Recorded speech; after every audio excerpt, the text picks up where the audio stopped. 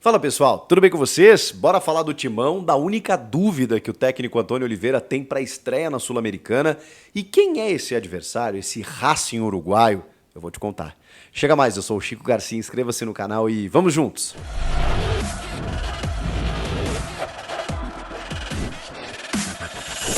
Tudo pronto. Finalmente o Corinthians volta a uma competição oficial. Estreia nesta terça-feira contra o Racing de Montevidéu, no Estádio Centenário, pela primeira partida da fase de grupos da Copa Sul-Americana. Depois da eliminação no Paulista, o Corinthians só entrou em campo naquele amistoso 3-0 contra o Londrina, que disputa a Série C do Campeonato Brasileiro.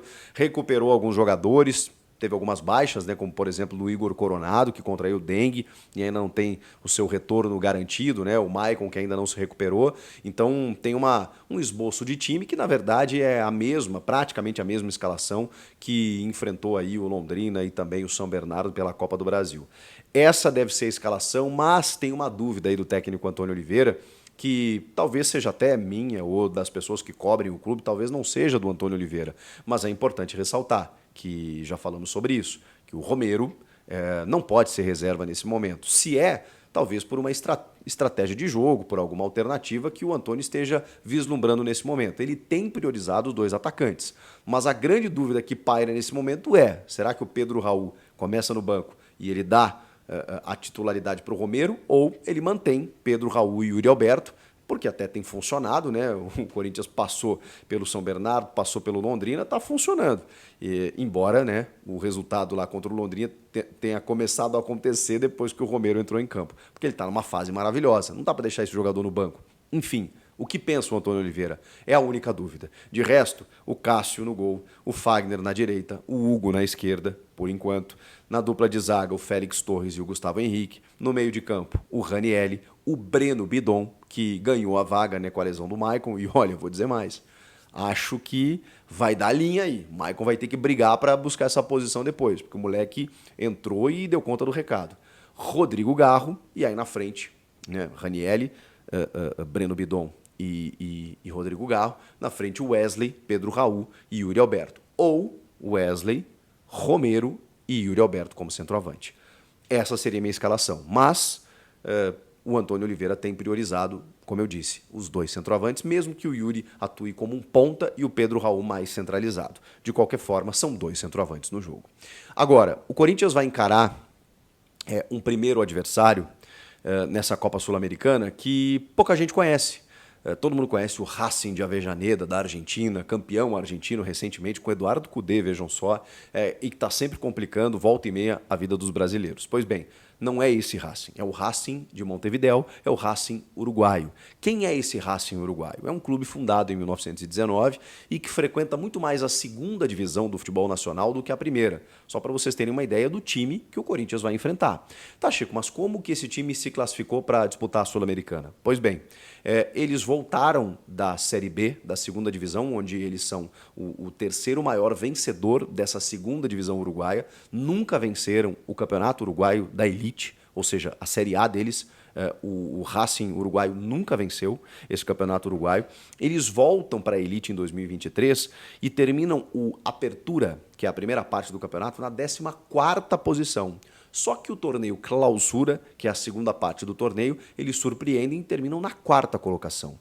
Isso garantiu que o Racing disputasse a primeira fase da Copa Sul-Americana, que é quase semelhante àquela pré-Libertadores, é uma fase antes da fase de grupos. E aí ele enfrentou o também uruguaio Cerro Largo, venceu por 2-0 e garantiu vaga na fase de grupos, ao lado do Nacional do Paraguai e também do Argentinos Júniors, os times aí do grupo do Corinthians na Copa Sul-Americana. Lembrando que apenas um se classifica para as oitavas. O segundo, por exemplo, entra num playoff com terceiros colocados da Libertadores para ver se consegue chegar nas oitavas. Só quem garante vaga direta é o primeiro colocado de cada grupo. Pois bem, esse Racing do uruguaio garantiu vaga e presença na Copa Sul-Americana por conta desse torneio Clausura muito bem feito pela equipe. Eles têm 7 jogos na temporada e 3 vitórias, 1 empate e 3 derrotas, ou seja, um aproveitamento super mediano, um time irregular, que tem um jeito de jogar bem estilo uruguaio, né, mais aguerrido, mais físico, e é de onde o Corinthians precisa tentar tirar alguma coisa. Nesse campeonato uruguaio atual, eles estão na 8ª posição. Então, um campeonato uruguaio que tem ali equipes tradicionais como Peñarol e Nacional, não tem um nível técnico tão elevado. E eles estão na 8ª posição do campeonato. O destaque do time é um argentino de 23 anos chamado Tomás Verón Lupi, que chegou do Quilmes e que nesse ano tem um bom retrospecto. Nesses 7 jogos ele tem 3 gols e 2 assistências. São destaques desse Racing de Montevidéu, Racing do Uruguai, que não inspira grandes preocupações.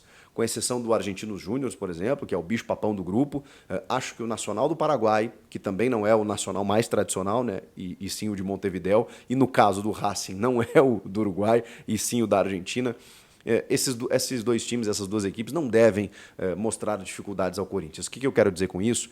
Que na toada que o time do Antônio Oliveira tem estado, mesmo com amistosos, ou mesmo com essa parada, na reta final do Paulista, mesmo não classificando, do jeito que o Antônio tem montado o time, com digamos assim, o acréscimo técnico de alguns atletas, como o Rodrigo Garro, o Ranielli abrindo o meio campo, os 2 centroavantes que estão bem, o Wesley que está vivendo um momento muito bacana, o Romero, que eu disse, uma fase esplendorosa, o Pedro Henrique entrando no segundo tempo resolvendo. Dessa maneira, eu acho que o Corinthians, inclusive, tem condições de vencer o jogo. E como seria importante vencer um primeiro jogo fora de casa? Porque depois o Corinthians tem partidas a disputar na Neoquímica Arena e vai ter confrontos contra o Argentinos Júnior que engrossam um pouco mais o caldo. Então, seria muito importante o Corinthians começar vencendo, porque, lembrando, apenas o primeiro de cada grupo se classifica para as 8ª. Eu estou apostando numa vitória. E você? O que vocês estão achando dessa estreia na Sul-Americana? Está pronto? Falta alguma coisa? O Corinthians inscreveu 50 nomes. Evidentemente que muitos jogadores da base, inclusive, até o Dieguinho, meia 16 anos do Sub-17, entre outros atletas do Sub-17, Sub-20, e todo mundo foi para essa lista. 50 nomes, né?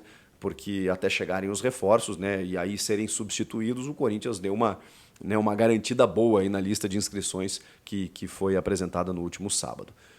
Sul-Americana, começando para o Corinthians, e eu diria que um dos postulantes ao título, juntamente do Inter, que não tem a Libertadores esse ano, montou uma boa equipe também, e do Boca Juniors, que acabou caindo na Sul-Americana por conta da classificação lá no Campeonato Argentino, e a gente sempre coloca o Boca como um candidato, né? Ele cresce ao longo do ano, ele tem o Edinson Cavani, entre outros nomes, então, e está no grupo do Fortaleza.